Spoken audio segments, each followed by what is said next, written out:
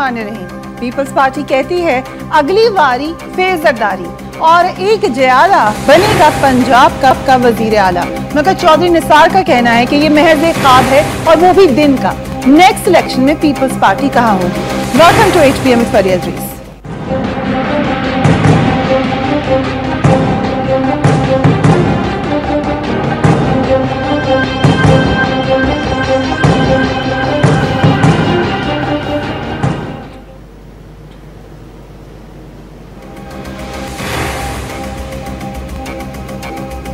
नाजरीन, पाकिस्तान के अवाम चाहे रमजान में 18-18 घंटे बदतरीन लोड शेडिंग पर हुकूमत के खिलाफ मुजाहरे करें, महंगाई और बेरोजगारी पर आवाज उठाएं, ये कहें कि कहीं पानी की एक बूंद भी नहीं मिल रही, चाहे 4.5 साल में मईशत और सनतों का बेड़ा गर्क होने का रोना रोएं, फाटा से लेकर कराची तक किसी की जानो माल महफूज ना होने पर आवाज उठाएं, ये कहें कि हर तरफ आवाम को सताया जा रहा है, ऑपोजिशन भी ऐसे नारे लगाए, मगर उसके बावजूद हुकूमत के एतमाद का आलम यह है कि न सिर्फ अगला इलेक्शन जीतने का दावा है बल्कि पंजाब में भी एक जयाला बनेगा वजीर आला का नारा लगाया गया है।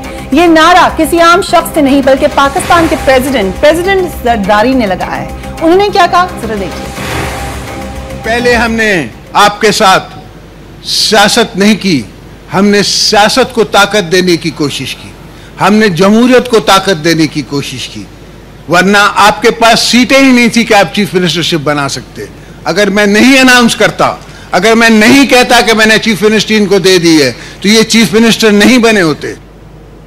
सदर जरदारी ने ये बात ऐसे ही नहीं कहती। अगर आप पाकिस्तान के इंतखाबात की तारीख पर निगाह डालें तो नजर आता है कि अक्सरियत हुकूमत के बारे में कोई भी राय रखती हो, मगर फैसला सिर्फ 15 से 20% अफराद के वोटों से होता है, जो घर बैठकर बातें करने के बजाय एक्चुअली जाते हैं चलकर और अपनी पार्टी को वोट डालते हैं। ये वो लोग हैं जो पाकिस्तान में तब्दीली लाते हैं। अब मैं आपको थोड़ा सा अगर फ्लैशबैक कराऊं तो 1970 में सिर्फ 39% पाकिस्तानियों ने वोट डाले, यानी 61% लाताल्लुक है।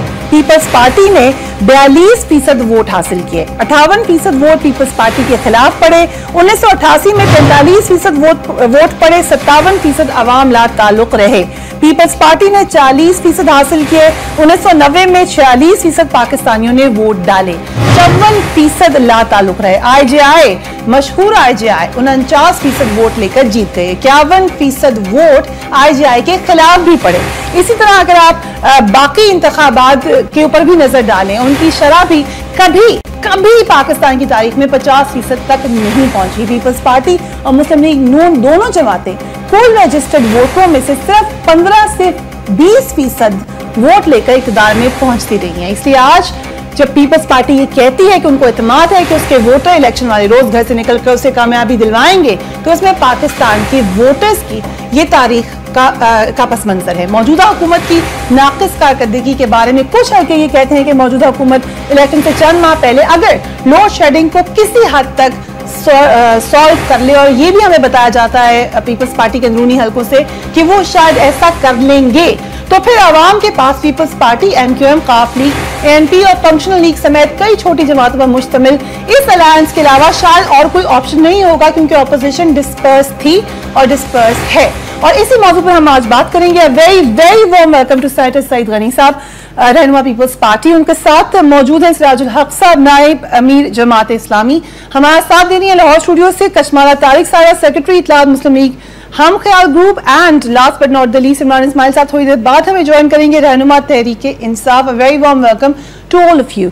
आपसे आगाज करूंगी सिराजुल हक साहब, क्योंकि कहा जाता है अपोजिशन की तरफ से आवाजें उठाई जाती हैं, लेकिन अगर दोबारा पीपल्स पार्टी ही जीत जाती है जैसा कि सदर साहब कह रहे हैं, तो फिर क्या सारी बातें गलत साबित हो जाएंगी कि अवाम नाखुश हैं, लोग सड़कों पर हैं, लोग परेशान हैं? बिस्मिल्लाहिर्रहमानिर्रहीम। एक तो सदर जरदारी साहब की इस तरह बयानात से जो आइंदा इलेक्शन मशकूक बनता है और लोगों की शुकूक शुबहात में इजाफे का बायस बनता है। हमारा तो ख्याल था कि जरदारी साहब इन्हें ख्वाब देखने पर पाबंदी नहीं है, किसी भी कानून में ख्वाब देखना चाहिए, बयान भी करना चाहिए, लेकिन अगर वो इस तरह खुशखबरी देते कि चले हम लोड शेडिंग का खात्मा करेंगे, हम बेरोज़गारी का खात्मा करेंगे, हम गुर्बत का खात्मा करेंगे, हम मुल्क में मौजूद बदअमनी का खात्मा करेंगे, तो जो आवाम की बुनियादी मसाइल है उस पर उनका नज़र नहीं है, उसकी बजाय उनका सारी तवज्जो का महवर जो है वह आइंदा इलेक्शन है और पंजाब का या दूसरे सूबों के वज़ारात आला का हुसूल है।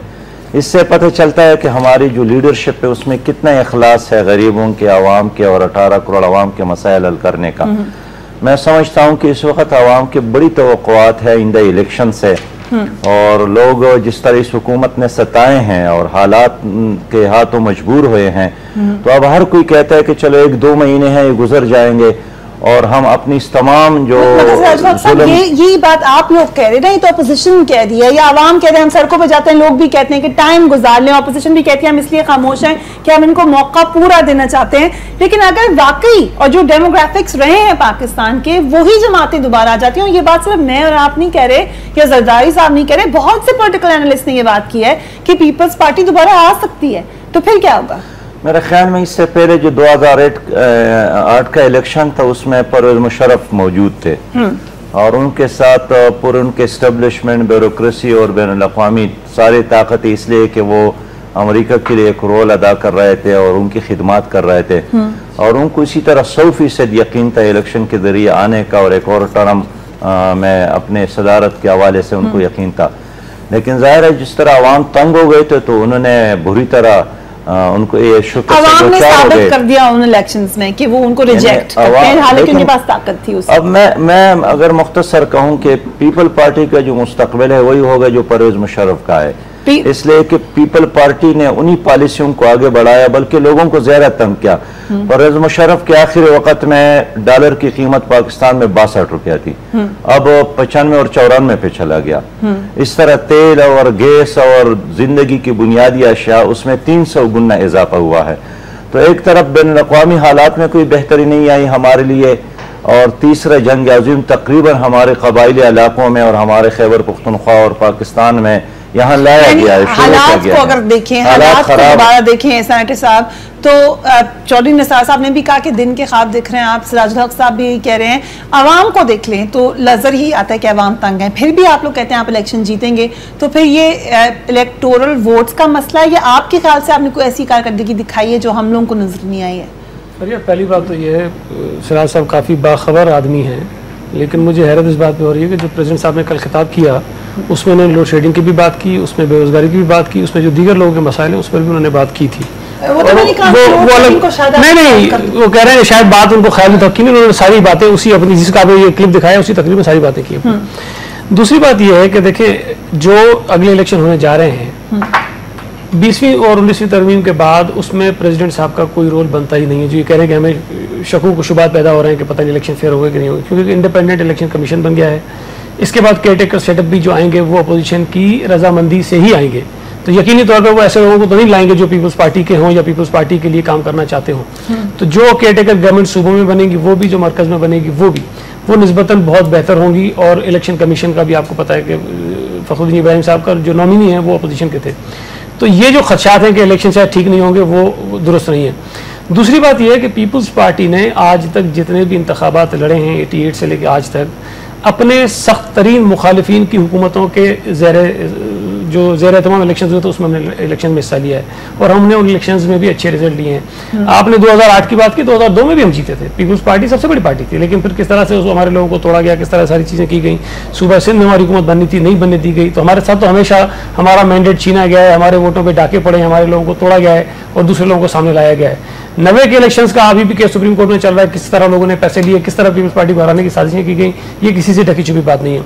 और आप जो कहती है कि हम किस बुनियाद पर कहते हैं इलेक्शन जीतेंगे, देखिए जनरल इलेक्शन में जब हम जाएंगे वो तो अपनी जगह, लेकिन अभी उठा के देख लीजिए बाई इलेक्शन तो हो रहे हैं ना, मुल्क में मुख्तलिफ शहरों में मुख्तलिफ जिलों में हो रहे हैं, लेकिन पीपल्स पार्टी उन इलेक्शंस में जीत रही है और वोट ले रही है। ये कि बाई इलेक्शन हुकूमत के अंडर होते हैं, उनका रिजल्ट नहीं पेश खैमा के होगा, फिर वो फिगर्स की गेम लोग खेलते हैं मुल्तान की सीट के ऊपर भी कि बहुत कम मार्जिन से। एक सेकंड देखिए, बात ये है कि जो लोग इलेक्शंस लड़ते रहते हैं उनको अंदाजा है कि जो हुकूमत असरअंदाज हो सकती है इंतखाबात पर वो सूबाई हुकूमत होती है, वफाकी हुकूमत का अमल दखल जो ज़िमनी इलेक्शन होते हैं उसमें बहुत कम होता है, इसलिए कि पुलिस जो है वो प्रोविंशियल जो हुकूमत होती है उसके अंडर में होती है, आपकी लोकल एडमिनिस्ट्रेशन उनकी होती है, जो इलेक्शन का अमला होता है वो सारा उनका आता है। मैं सिर्फ ये बताना चाह रहा हूँ कि पीपल्स पार्टी ने, ठीक है महंगाई बढ़ी है, इस मुल्क में मसाइल हैं, बिजली का बहरान है, हम उससे इनकार नहीं करते हैं, लेकिन लोग ये भी समझते हैं कि इनके पीछे अवामिल क्या हैं।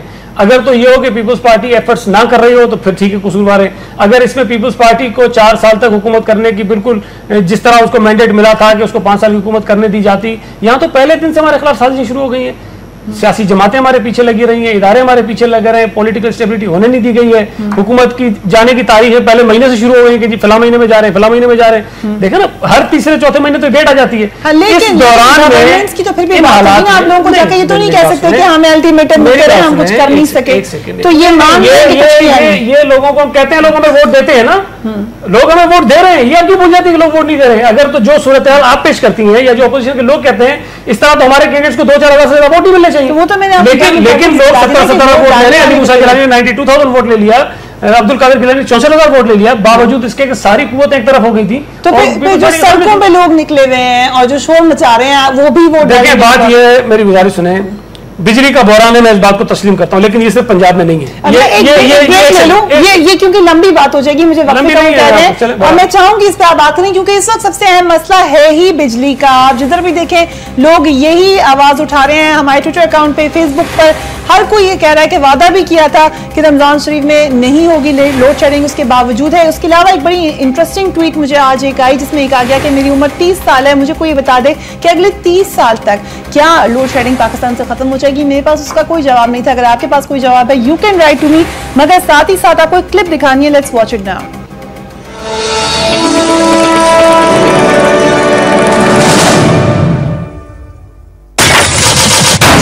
साथ चलना होगा, जिंदा या मुर्दा। तुम जिस मिशन पे जाते हो कोई न कोई मारा जाता है।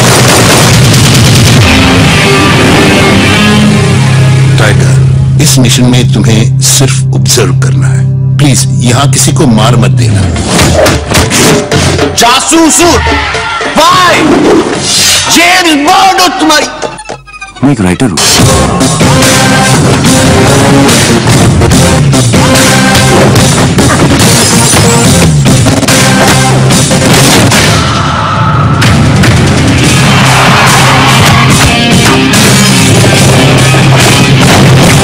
हमें टाइगर को ढूंढना है और वापस लाना है। और अगर वो वापस ना आना चाहता है सर? बस ये याद रहे, उसकी बॉडी को कोई पहचान न सके।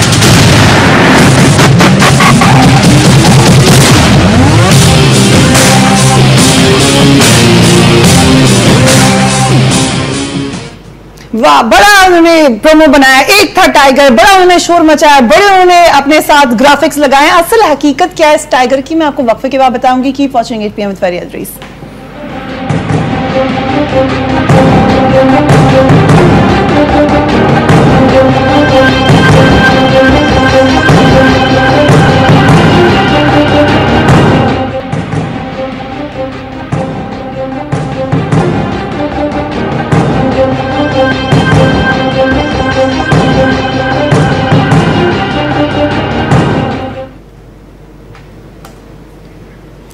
जी, आपको जो मैंने क्लिप दिखाया था उसके बारे में मैंने आपको हकीकत ये बतानी है कि beware of this clip. ये जो अपनी स्क्रीन पर आपने हीरो साहब देखे थे, ये दरअसल ये फिल्म का एक क्लिप है जो 15 अगस्त को, जो कि हम जानते हैं भारत का इंडिपेंडेंस डे है, उस दिन ये फिल्म आएगा। और ये टाइगर साहब अपनी जो भी उन्होंने बड़े काम किए हैं सो कॉल वो दिखाएंगे। मगर इतराज ये है कि फिक्शन को फिक्शन रखें, इसको स्टोरी यूं दिखाई दी है, हीरो दिखाया गया और ये कहा है कि कोई बड़े बहादुर साहब है, मगर असल में जो स्टोरी है वो एक भारतीय जासूस रविंद्र कौशिक की कहानी है, जो जासूसी की नीयत से पाकिस्तान में दाखिल हुआ, लेकिन पाकिस्तान के चौकस दिफाई इदारों ने उसे फौरी तौर पर गिरफ्तार कर लिया। The fact of the matter is कि जब इस बहादुर जासूस को, जिसको अभी आपने स्क्रीन पर छलांगे मारते हुए और उधर से उधर जाते हुए देखा, द रियलिटी इज कि जब इसको पकड़ा गया था तो इसकी टांगें लरज रही थी, वो अपनी रिहाई की भीख मांगता रहा। अब इतनी ज्यादा एग्जैजरेशन, ठीक है बॉलीवुड हो, हॉलीवुड हो, लॉलीवुड हो, वहां पे एग्जैजरेशन होती है, लेकिन आप हिस्ट्री को डिस्टॉर्ट नहीं कर सकते। It's the fact of the matter कि इस जासूस को पकड़ा गया पाकिस्तान में, इसके साथ पूरे लॉ एंड ऑर्डर के तहत सलूक किया गया, उसके बावजूद अगर आप ये कह रहे हैं कि ये हीरो था और उसने बहुत ज्यादा बहादुरी दिखाई, तो यू आर रॉन्ग। और वो तो जो भी कहते रहे वो उनका मौकफ है, लेकिन एज पाकिस्तानी साहब का क्या मौकफ है, आपका क्या तरीक़ाकार है? You should be beware of it. और वो लोग जो समझते हुए भी, हिस्ट्री को ना जानते हुए भी जाके इस फिल्म से अपनी हिस्ट्री के बारे में आइडियाज बनाएंगे, वही लोग पाकिस्तान को आगे जाके नुकसान देंगे। I wanted to show you this. लेकिन coming back to the elections, जो पाकिस्तान के मामलात हैं, a very warm welcome to Kashmala Tariq साहबा। हम बात कर रहे थे इलेक्शन की। कशमाला, एक शेर है कि अब तो घबरा के ही कहते हैं मर जाएंगे, मर के भी चैन ना आया तो किधर जाएंगे। अब इलेक्शन के बाद भी पीपल्स पार्टी नहीं आना, जरदारी साहब कहते हैं। देखिए फरिया, मेरा ख्याल में ये ऐसा तो नहीं है। अवाम जो स्पेशली मैं तो कहती हूँ ये पंजाब और केपी की अवाम है, और बलूचिस्तान में तो मेरे ख्याल में लाइट आती ही नहीं, सिर्फ इस वक्त सिंध के लोग हैं जो लाइट से मुस्तफीद हो रहे हैं। तो ये एक इतना बड़ा क्राइसिस बन जाएगा। महंगाई आप देखें कि पूरी दुनिया में लोग कीमतें कम कर देते हैं, हमारे मुल्क में रमजान में कीमत आसमान को छू रही है। केला 300 रुपए किलो, वो क्या दर्जन, और सेब 300 रुपए किलो, और इस किस्म की चीजें कि गरीब इंसान जो है वो खाने का सोच ही नहीं सकता। So the fact of the matter is कि आप गवर्नेंस नहीं है, लॉ एंड ऑर्डर नहीं है, महंगाई बहुत ज्यादा है, बिजली नहीं है, आप ये सारी चीजें किसको ब्लेम करेंगे? मुझे ये बताएं। आपकी आवाम मर रही है यहाँ पे, आपको कोई उस चीज का ख्याल नहीं है। इस जब लोग वोट देने आएंगे, लेकिन उसका एक नुकसान जो है वो जिस बेसिस पे मेरा ख्याल में ये कह रहे हैं, और जिन्होंने एक नई पार्टी को जन्म दिया है जो कि जिसको हम पीटीआई कह सकते हैं, आपने उसकी क्लासिक एग्जांपल देखी है मुल्तान के इलेक्शन के अंदर फरिया।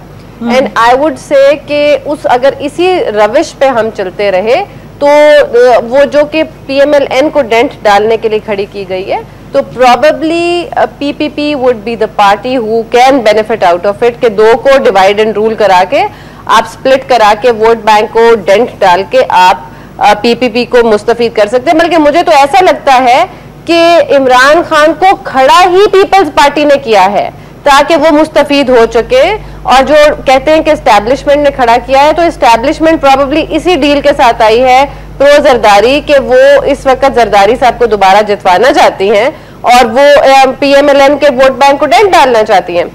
नाउ अगर ऐसा ना हो और इतने इतने बड़े जो कसीदे सारी पार्टियां पढ़ती हैं, तो एक ग्रैंड ऑपोजिशन, अगर उनको मुल्क से मोहब्बत है, अगर वो प्रॉब्लम्स का सोल्यूशन चाहते हैं, अगर वो चाहते हैं कि इस गवर्नमेंट को बाहर निकाला जाए, तो सारी पार्टीज फरिया अगर एक आईजीआई की तरह की एक ग्रैंड अलायंस बन जाए, तो मेरा ख्याल में हम इस कर्ज से बाहर निकल सकते हैं। लेकिन मुझे ऐसा नजर आ रहा है कि एक एजेंडे पे काम हो रहा है जिसके अंदर आप पीपल्स पार्टी को फैसिलिटेट करना चाहते हैं और आप चाहते हैं कि वो दोबारा आए, क्योंकि स्प्लिट हो, वोट बैंक टूटे। और इन सारी आप देखें पूरे आप कराची जाती रहती हैं और कराची में देखें 2 घंटे और 4 घंटे से ज्यादा लोड शेडिंग नहीं। क्या पंजाब की आवाम जो सबसे ज्यादा बिल देती है वो 12-12 घंटे और 12 घंटे में मेन लाहौर की शहर की बात कर रही हूँ आपको, ऑन एवरेज एवरी डे जहां हम रहते हैं। तो आप ये देखें जो दूर अफ्तादा या थोड़े आउटस्कर्ट्स हैं वहां पे दो बिजली आती है और छूकर चली जाती है, लोग बिल्कुल जिंदगी से कासिर हैं। रमजान के महीने में जो तो कशमाला आप समझती हैं ये तमाम उसी ग्रैंड डिजाइन का हिस्सा है कि जो ऑपोजिशन है, मुझे तो ऐसा लग रहा है कि पंजाब वालों को सजा दी जा रही है। देखिए पंजाब को सजा दी जा रही है, पंजाब के साथ ये ज्यादती हो रही है। सबसे कम आपके लाइन लॉसेस जो हैं वो पंजाब से हैं और पंजाब में सबसे ज्यादा लोड शेडिंग है। आप ये देखिए फरिया, अगर इसका कोई हल आप कहते हैं कि सूबाई खुद मुख्तारी है दे दी गई है और आप बिजली खुद बनाएं, तो फिर बिजली की डिस्ट्रीब्यूशन भी सूबों को दे ताकि वो सूबे फिर फेडरेशन को वो बिजली बनाकर ना भेजें और वापस आए। बहुत अहम पॉइंट्स आपने दिए कशमाला, 2-3 बड़ी अहम बातें, क्योंकि जब दोबारा आप फैक्ट्स एंड फिगर्स में जाएं तो यही बात कही जाती है। और and she give that example कि मुल्तान क्लासिक रिजल्ट है कि इतना क्लोज टाई होने के बावजूद नहीं हरा सके पीपल्स पार्टी को। क्या आप लोगों ने बहुत सारी तो ये बताएं खड़ा किया, आपको लगता है? मैं तो आपसे पूछ रही हूँ, मैं आपको लगता है उनको लगता है she is a very senior parliamentarian, तो इंडिपेंडेंट है ना, मैं तो इंडिपेंडेंट। लेकिन दूसरी बात ये है कि पीपल्स पार्टी के बहुत सारे लोग हैं पीटीआई में छोड़ के हमें, अगर ऐसे कुछ होता, बहरहाल अब ये उनकी अपनी राय है, वो कह सकती हैं। लेकिन मुल्तान में बोसन साहब, देखिए मेरी बात सुनिए, बोसन साहब पीटीआई के कैंडिडेट थे, PMLN ने उनको सपोर्ट किया, सराज साहब की जमात इस्लामी ने उनको सपोर्ट किया, अनाउंस किसी ने नहीं किया, सपोर्ट सबने किया है। JUP ने उनको सपोर्ट किया, अहले हदीस ने उनको सपोर्ट किया, और जो छोटी मोटी जमातें होती सब ने उनको सपोर्ट किया। पीपल्स पार्टी के खिलाफ वो मिलकर लड़े, जो ख्वाब देख रही है कि सारे IJ जैसी कोई जमात तंजीम बन जाए फिर उसके बाद वो लड़ें, उसी तरह से मुल्तान में एग्जैक्टली वही कुछ हुआ है। लेकिन वहां से अब आप लोगों का मौक़िफ़ है, जाके मुल्तान चले जाइए, मैं तो कुछ नहीं कह सकता, मुल्तान चले जाइए, वहां जाके सर्वे करिए, रिसर्च कीजिए, लोगों से पूछ लीजिए, आपको पता चल जाएगा। मैं तो वहां गया था, इसलिए मैं आपसे कह रहा हूँ। तो वहां तो जो हुआ वो सबके सामने हम जीते हैं इंशाल्लाह ताला। इलेक्शन में मैं भी आपसे कह रहा हूँ, ये तो ख्वाहिश कर रही है, ये पूरी कोशिशें होगी। और ये जो हमें कहती है PTI हमारे साथ है, मुझे तो लगता है PTI और PMLN का अलायंस हो जाएगा इलेक्शन में पीपल्स पार्टी के खौफ से। ये होगा अलायंस, ये मैं आपको कह रहा हूँ, होना चाहिए, ये हो जाएगा, ये हो जाएगा, मैं आपको बता रहा हूँ, ये हो जाएगा, ये हो जाएगा। मैं आपसे बता रहा हूँ कि अगर एक एजेंडा है, अगर तो पीपल्स पार्टी नहीं चाहती,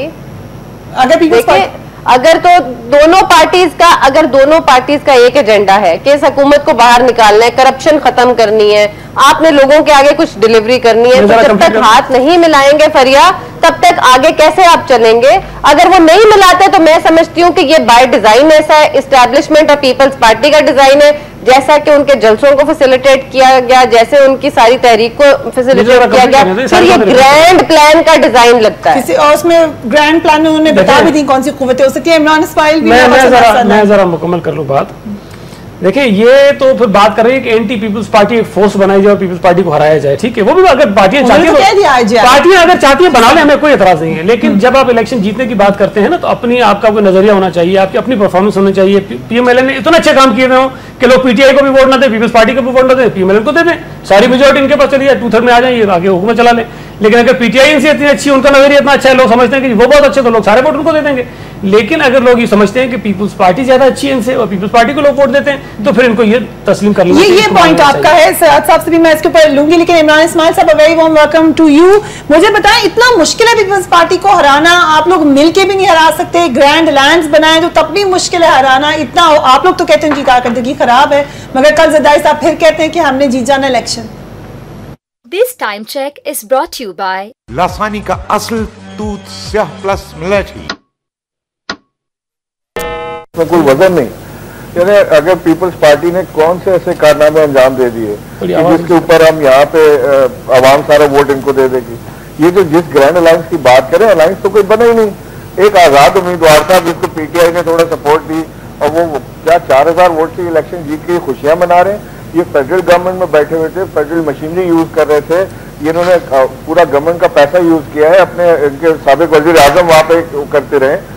लेकिन वो किस तरह, ये कभी भी आप मुझे बताएं कभी हुआ है ऐसे? लेकिन साहब का पॉइंट तो सुने, वो ये कह रहे हैं कि अगर इतनी अच्छी कारकर्दगी PMLN ने दिखाई होती तो वो पीपल्स पार्टी को छोड़ के उन्हें वोट दे दें। आपका की आइडियोलॉजी इतनी अच्छी हो तो आपको वोट दे दें। आप लोग मिलकर भी, लगता है अगर आप वोटर्स के ऊपर ट्रेंड पर जाएं तो लगता नहीं है कि उनको हरा पाएंगे। ये सेनेटर साहब का मौक़िफ़ है। नहीं, ये तो सेनेटर साहब का मौक़िफ़ है ना। मैं आपसे कह रहा हूँ कि तहरीक-ए-इंसाफ तो अगर वहाँ डायरेक्ट इलेक्शन में खुद आती, अपने टिकट पे बंदे को खड़ा करती, तो ये कहीं भी नजदीक नहीं आते थे उसके, ये हार जाते। लेकिन देखिए, ये सिंबॉलिक इलेक्शन था। इस एक सीट से ना पीपल्स पार्टी को फर्क पड़ रहा था, ना तहरीक-ए-इंसाफ को फर्क पड़ रहा था। लेकिन ये सिंबॉलिक इलेक्शन अब बिल्कुल साफ होकर सामने आ गया है कि ये पता लग रहा है कि 4000 वोट से अगर ये वहाँ इलेक्शन जीते हैं तो अपनी तमाम तर कुव्वत लगाने के बावजूद, तो अगर अब वहाँ तहरीक-ए-इंसाफ अपनी पूरी कुव्वत लगा देती तो इनको हम बीट कर सकते थे। लेकिन आपने कश्मात आरी अभी सुनी होगी, कश्मात आरी साहब अभी मौजूद है, वो भी ये कहती हैं कि अगर हराना है पीपल्स पार्टी को तो PTI PMLN को मिलना पड़ेगा। आपके ख्याल से आप लोग अकेले PMLN का वोट काटेंगे या जीत जाएंगे? नहीं, हम जीत जाएंगे इंशाल्लाह, हमें यकीन है कि हम जीत जाएंगे। और ये जो कश्माला तारिक साहब अभी फरमा रही थी कि PTI को पीपल्स पार्टी ने खड़ा किया हुआ है, किसी कुव्वत ने खड़ा किया हुआ है, असल में उसमें इनका प्रॉब्लम नहीं है।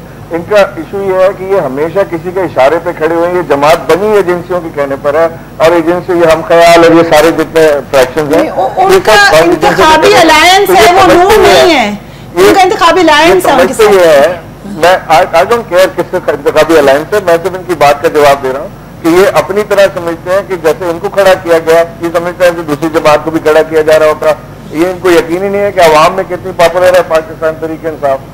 आपने तहरीक-ए-इंसाफ IRI का सर्वे आपने देखा होगा, उस सर्वे के मुताबिक पाकिस्तान तहरीक इंसाफ इसमें मुल्क की सबसे पॉपुलर जमात है। कौन सा सर्वे? और अगर ये IRI था, इंडिपेंडेंट रिपब्लिकन इंस्टीट्यूट का सर्वे, जिसको आप 2008 में आप लेके नाच रहे थे, जिसको आप दिखा रहे थे टीवी पर कि ये पीपल्स पार्टी सबसे पॉपुलर जमात है, और वो सर्वे सही साबित हुआ था। आज वो सर्वे आपको गलत लगता है कि जी गलत सर्वे है। ये आपको मैं बताऊं, written on the wall, Pakistan Tehreek Insaf अगली हुकूमत बनाएगी और इंशाअल्लाह अकेले बना लेगी इमरान इस्माइल साहब, अकेले बनाएंगे। अच्छा, ये आपका क्या ख्याल है साहब? हमने मैं आपको एक चीज बता दूं, ना हमने पीपल्स पार्टी के साथ जाना है, ना हमने PMLN के साथ जाना है, क्योंकि हमारी जंग इन दोनों के खिलाफ है। हम तो समझते हैं कि मुल्क को खोखला किया इन दोनों ने, तो हम कैसे अगर अकेली जाती है पाकिस्तान तहरीक इंसाफ, तो सैयद साहब आपका एक्सपीरियंस क्या कहता है? क्या पीपल्स पार्टी फिर कॉन्फिडेंस सही है? कश्मारा साहब कह रही है कि वो सिर्फ नुकसान देगी पाकिस्तान मुस्लिम लीग नून को, फायदा कोई नहीं होगा। देखिए, वो भी एक सियासी वर्कर है और ख्वाहिश रखने पे कोई पाबंदी नहीं है।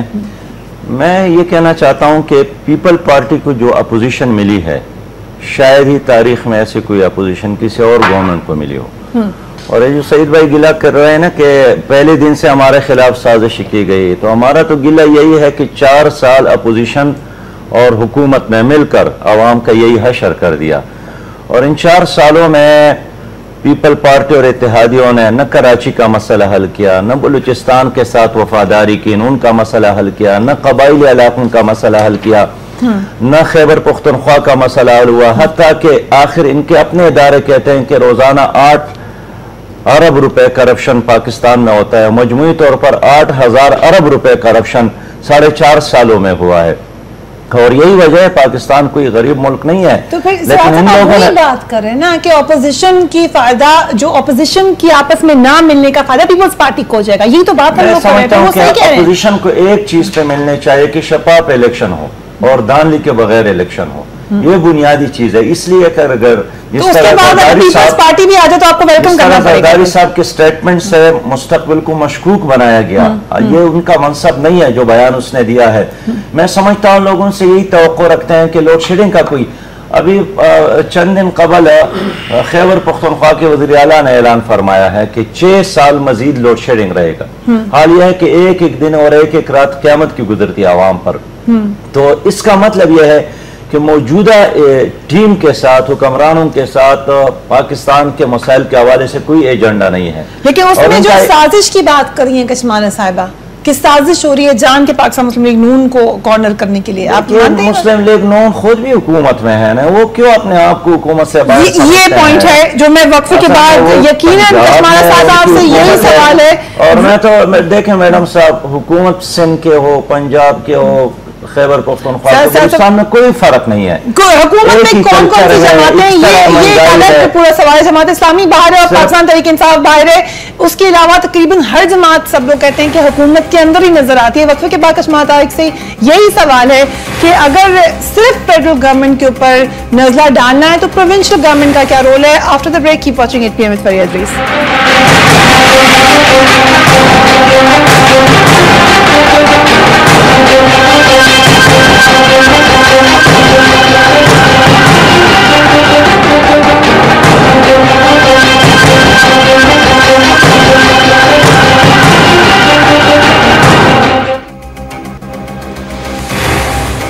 Welcome back. हम बात करें इंतखाबात की, हम बात करें कि आइंदा इंतखाबात में क्या होगा।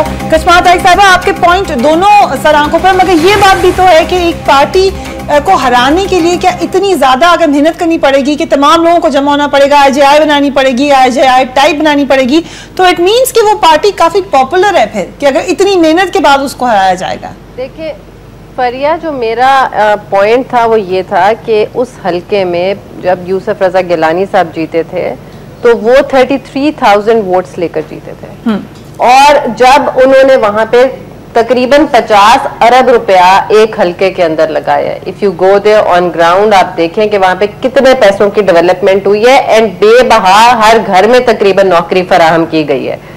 अगर उसके बाद आके उनके बेटे को 4000 वोट की बर्तरी मिली है तो एक बहुत बड़ा सवालिया निशान है।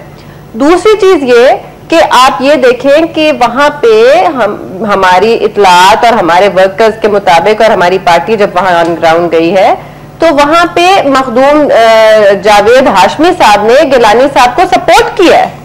उन्होंने अपने वोट्स जो हैं वो भोसन साहब को देने के बजाय इस साइड पे उन्होंने सपोर्ट किए हैं।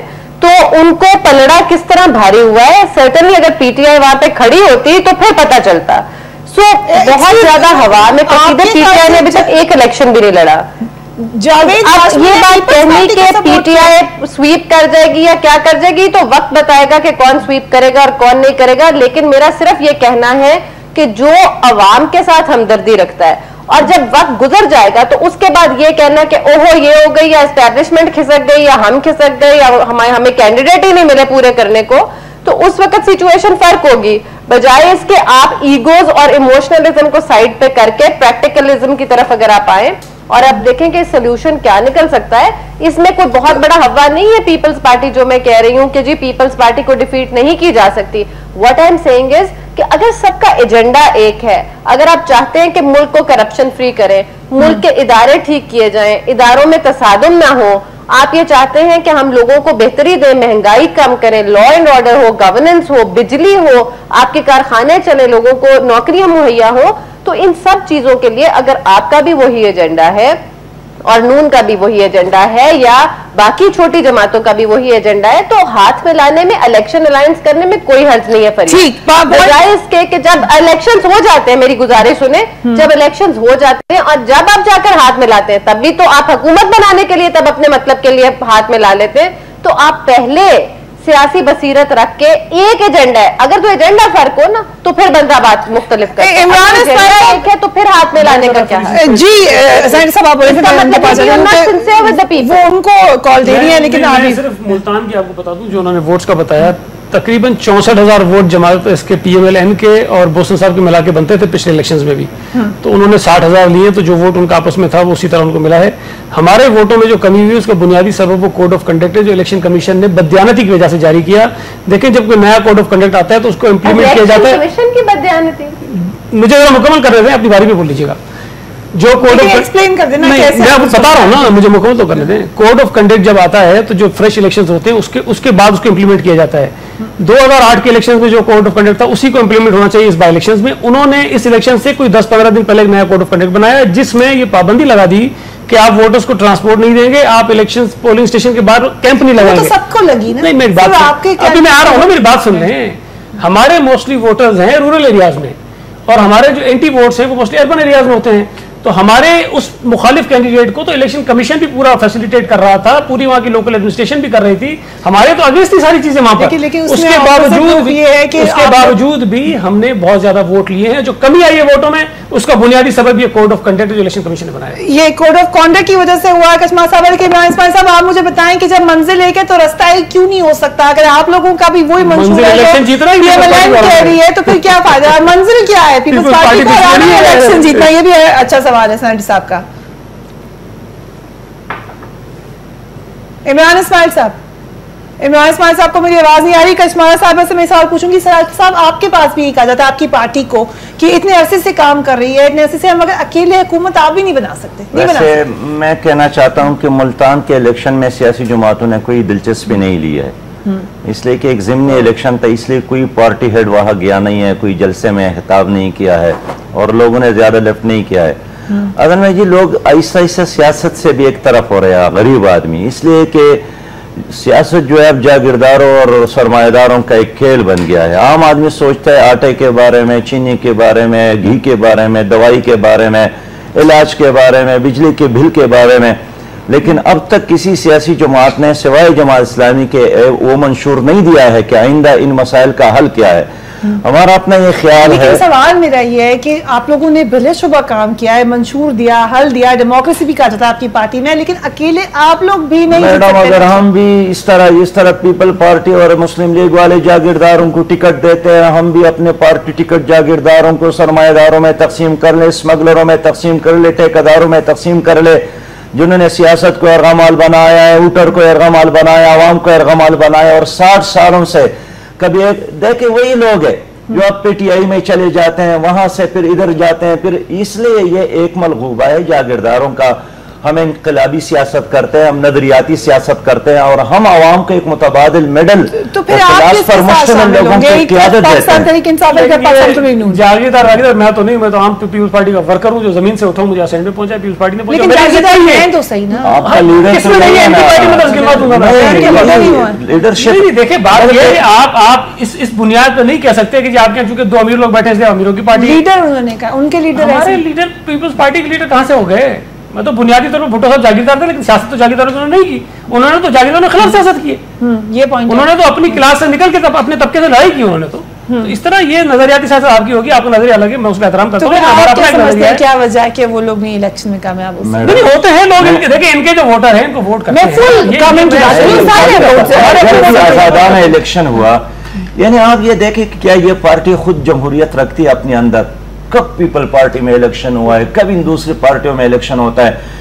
जमहूरी पार्टी में दावे के साथ कह सकता हूं सिर्फ जमात इस्लामी है, जिसमें हर 4 साल बाद 5 साल बाद बाकायदा इलेक्शन होता है और एक कायद होता है, लोग दूसरे को चुन लेते हैं, तीसरे को चुन लेते हैं। इसलिए जागीरदारों के अपने क्लब है और उनके बाद विरासत में आइंदा नस्लों को मुंतकिल होती है।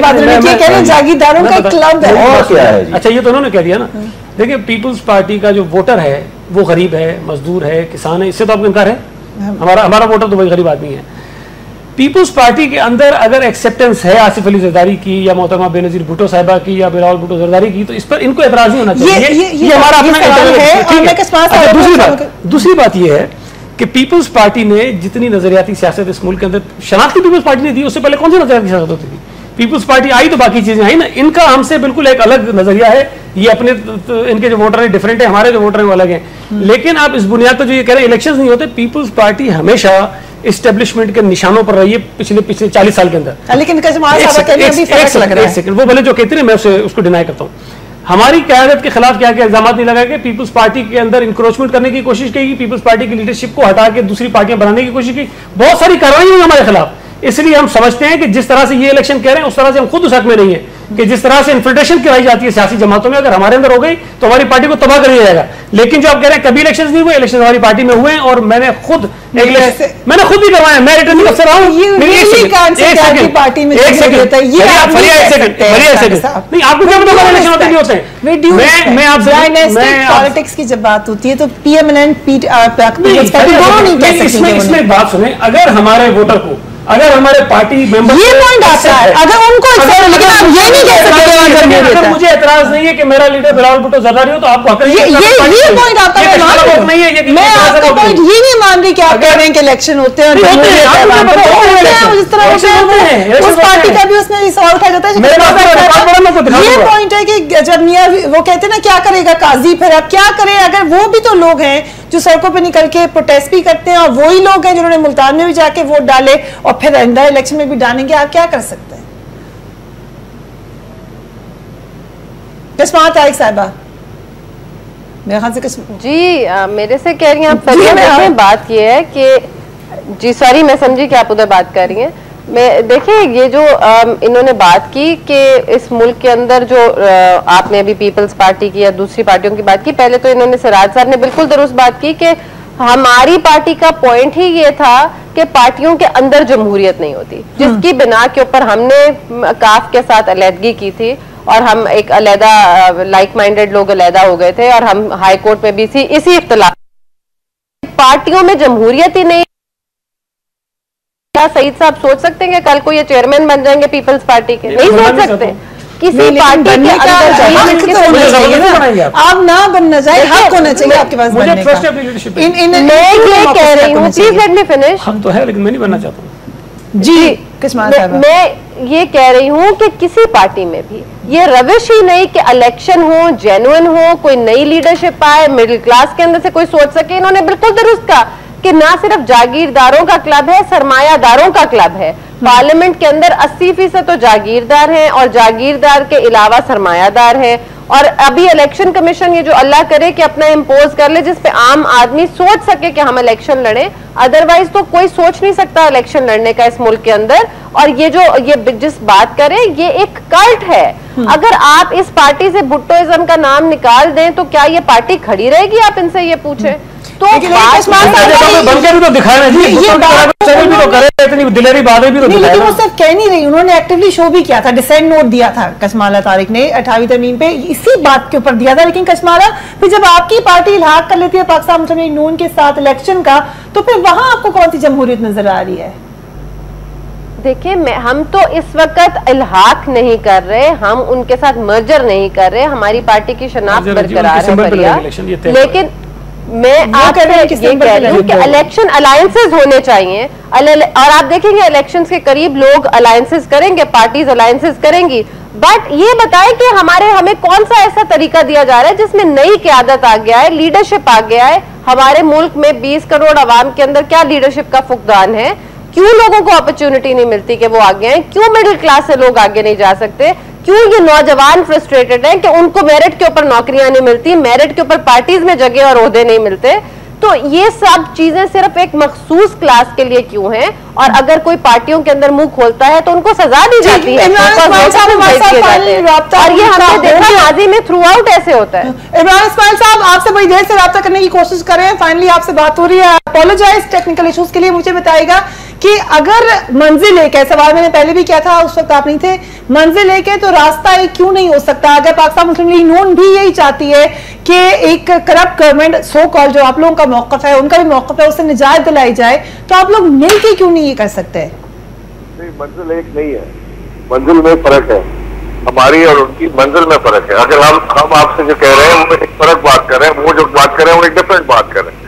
हमारा कहना यह है कि ये पीपल्स पार्टी हो या PMLN हो, दोनों ने 2-2 बारियां 3-3 बारियां लगा ली। इन्होंने मुल्क को कुछ नहीं दिया अलावा अपनी जेब, चाहे वो आप उसमें पीपल्स पार्टी को देख लें, इन्होंने भी अरबों रुपए लूट लिए, आप PMLN को देख लें, वो भी वही काम कर, वो कोई फर्क नहीं है इससे।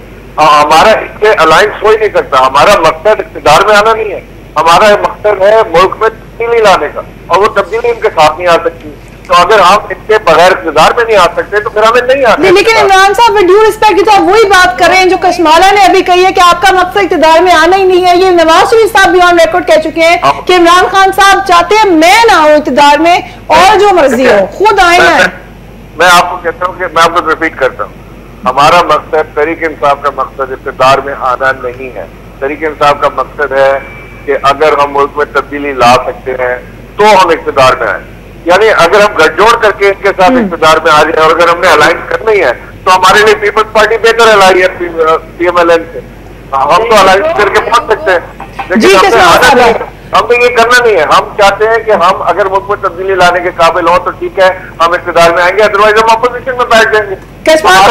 से मैं जवाब लूं उसका, वो ये कह रहे हैं कि जब हमें वो मिलना ही नहीं जो हम चाहते हैं इस पार्टी के साथ, हम क्यों अलायंस करें फिर? देखिए फरिया, मेरी तो उन्होंने खुद ही बात का जवाब दे दिया कि उन्होंने कहा है हमारे लिए बेहतर अलायंस पीपल्स पार्टी है। देव जस्ट सेड इट, जिनके बेहस्त पे वो काम कर रहे हैं फिर प्रॉबेबली। और दूसरी चीज ये कि वही लोग लिए जा रहे हैं अपनी पार्टी में। कौन सी तब्दीली की बात कर रहे हैं? कसूरी साहब नए हैं, या शाह महमूद कुरैशी साहब नए हैं, या जहांगीर तरीन साहब नए हैं? कौन नया है? ये जितने लोग हैं जिनको लेके ये अब अपनी पार्टी के अंदर दे रहे हैं, वो सब पुरानी उन्हीं पार्टीज के लोग हैं। तो तब्दीली क्या है? तब्दीली तो तब है कि जब ये कहें कि हाँ हमने ओल्ड फेसेस नहीं लेने जो इन पार्टीज के साथ रहे हैं, हम नए चेहरे लाएंगे। जैसे ये क्या नाम है इनका, जो भी बोल रहे हैं, क्या नाम है? इमरान इस्माइल साहब है, वो तो नया चेहरा ही है। जी वही मैं कह रही हूँ, जैसे ये खुद नया चेहरा है, that is a very good thing, उनको वेलकम करना चाहिए। PTI में शुरू, लेकिन मैं ये कह रही हूँ कि देखिए PTI इलेक्शन लड़ेगी, जरूर आए, this is we welcome them, कि बहुत अच्छी चीज है, नए चेहरे सामने आए, एक फ्रेश एयर आएगी, लेकिन फिर पुराने चेहरे ना लेना। क्या तब्दीली की बात करें? वो old wine in new bottles डाल देंगे तो उसमें तब्दीली क्या है? तब्दील करने होते हैं, निजाम की तब्दीली की बात कर रहे हैं जी, तब्दील करना है। तो निजाम नए लोगों से तब्दील कराए ना, जो नई सोच के साथ आए। चेहरे तो वही है फिर पुराने आपके पास। इमरान इस्माइल साहब, पहले कॉम्प्रोमाइज हो गया तो फिर आगे भी कर लें कॉम्प्रोमाइज, फिर अलायंस ही कर लें। देखिए जावेद हाशमी, इन्होंने कहा इन्होंने पीपल्स पार्टी के साथ अलायंस बताता हूँ, बाय नेम जो इन्होंने बात की है मैं आपको बताता हूँ। जावेद हाशमी इंतहाई शरीफ आदमी है, शाह महमूद कुरैशी पे किसी किस्म का इल्जाम, जहांगीर तरीन बेहतरीन आदमी है, क्या प्रॉब्लम? आपने निजाम चेंज करना है, आप निजाम चेंज करें। और ये कॉम्पिटिशन ये हटाए सिस्टम वही रहे, चलता रहे। देखिए हमारा देखिए तहरीक इंसाफ ब्रांड न्यू निजाम लाना चाहती है। ठीक, साहब माजरत के साइनों के बीच में लाइन हमारी खराब हो गई थी आपके साथ, दोबारा इसके ऊपर मजीद बहस करेंगे क्योंकि टॉपिक ऐसा है जिसके ऊपर यकीनन इलेक्शन तक मुसलसल बात होगी, लेकिन आज के लिए हम अपनी बहस को यहीं पे खत्म करते हैं। कशमार तारिक साहब, इमरान इस्माइल साहब, सेनेटर साहब एंड सिराज साहब, thank you very much for joining me on the programme. बात यह है कि डेमोक्रेसी का हुस्न ही ये है कि आप एक हद तक लड़े मगर उसके बाद यू लेट इट गो, फिर जो जीतता है वही सिकंदर होता है और उसी ने आके चेंज लाना होता है और उसी ने तब्दीली लानी होती है, मगर जीतेगा कौन इसका तयन आप लोगों ने करना है। इसलिए आई कीप ऑन सेइंग कि वोट जरूर डालिएगा। Do write to me on my Facebook blog और you can email me on 8 PM जो हमारा ईमेल एड्रेस है, it will be on the screen, you can see it, और you can tweet me on Fariha which is FERWEHA। अपने घर वालों का ख्याल रखिएगा। अल्लाह हाफिज़।